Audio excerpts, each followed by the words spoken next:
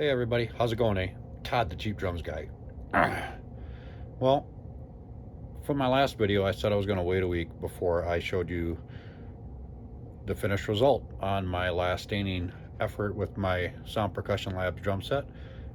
It's Thursday, I've got the day off. It's pajama day, you evidently didn't get the memo. So without further ado, let's look at the drums.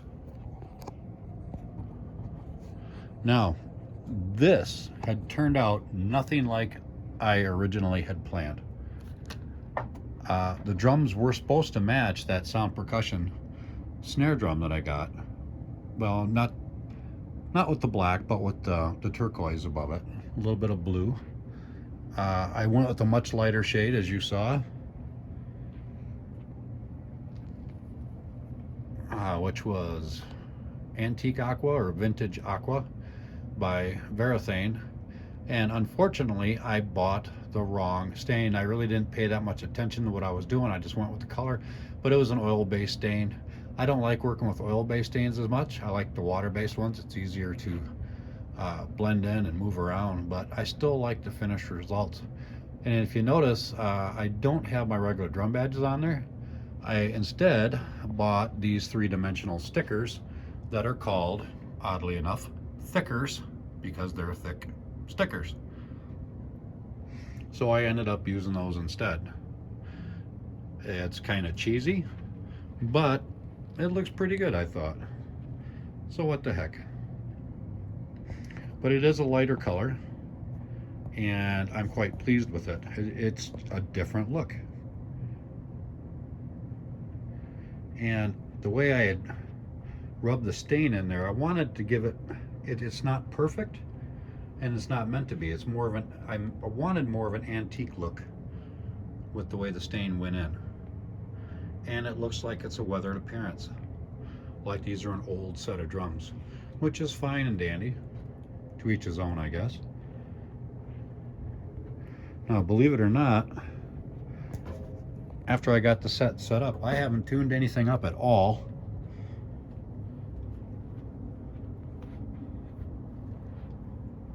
But this weekend, I'll be playing more. My wife was gone on that trip, so. And believe it or not, I didn't spend much time down here with the drums at all.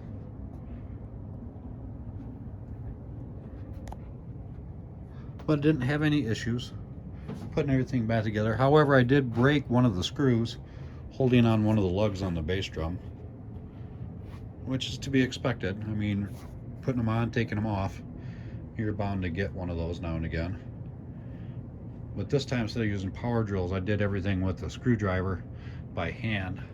That way I could make sure that they all went in fine and dandy and none would work themselves out loose. But I really like the way this thing turned out. I really do.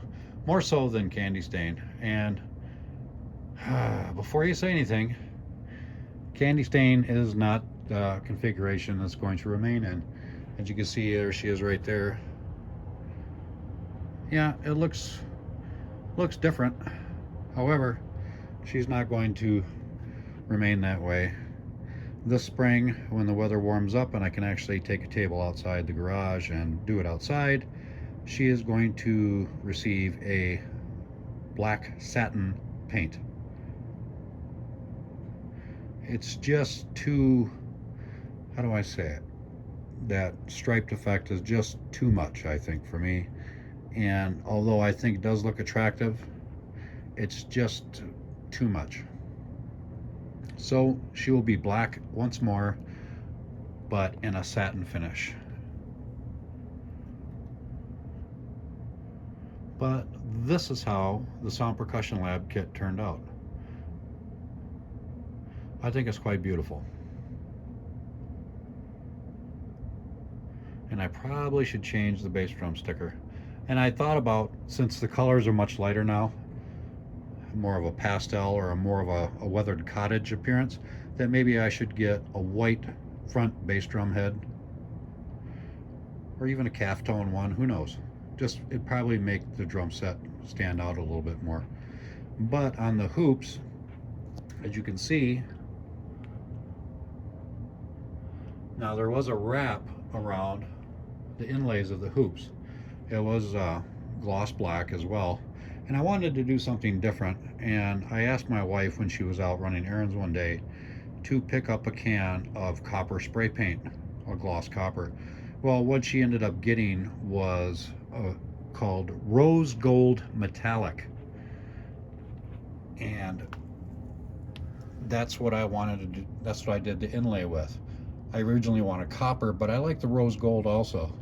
Now, when I pulled it off, I took the wrap inlay off the hoop, and I was just going to remove the decal residue or the glue residue and paint the entire hoop. However, once I got the wrap off the inlay, there was a lot of adhesive, and it was taking a considerable amount of effort just to remove a little bit of it. So I opted to take the thin wrap piece, the inlay piece, and just spray paint it in the garage, which I did, and then reapply it. And you know, I'm really glad I did it, because it really sets it apart. It makes it look really nice.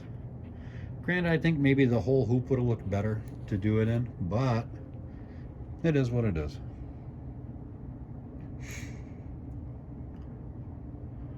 And the thickers match it. Again, the three-dimensional stickers. As you can see, they have a little bit of black on the bottom of it, and so it makes it 3D. Well, it does stick out, I guess. They are thicker, hence the name, thickers. But I really like that on there.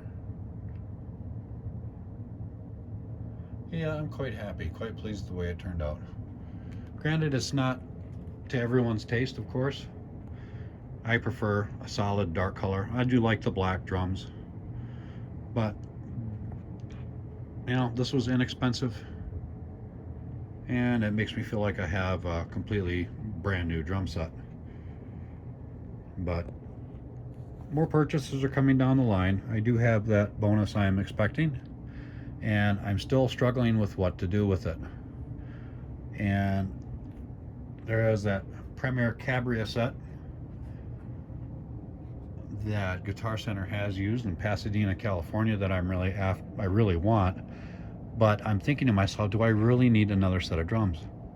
I'm like, no, I don't. What I would like is 2 more Paiste cymbals, a Paiste Splash.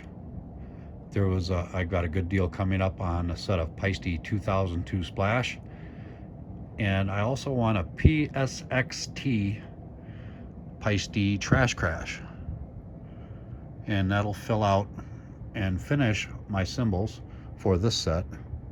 You know, down the road I would like to get another set by a different brand, preferably Meinl. I'm still struggling about getting that one drum set. I mean, $150 you can't beat, and it's a Premier. And speaking of which, let's talk about Premier. Let's go over to my set real quick, which is right here.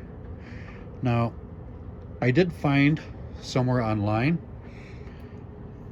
it's a series of old brochures and catalogs from Premier, and I tried to actually break down and see where mine came from, what year and what model it is exactly, because when I bought this from Guitar Center, it was listed as an XPK.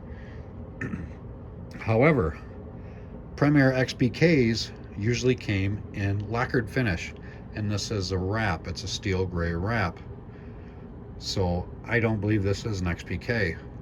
And what I've been finding out and what I've been seeing, that this is probably a Premier APK from the mid 80s, late 80s, or it's a Premier Cabria, one of the earlier ones, which still had the P badge.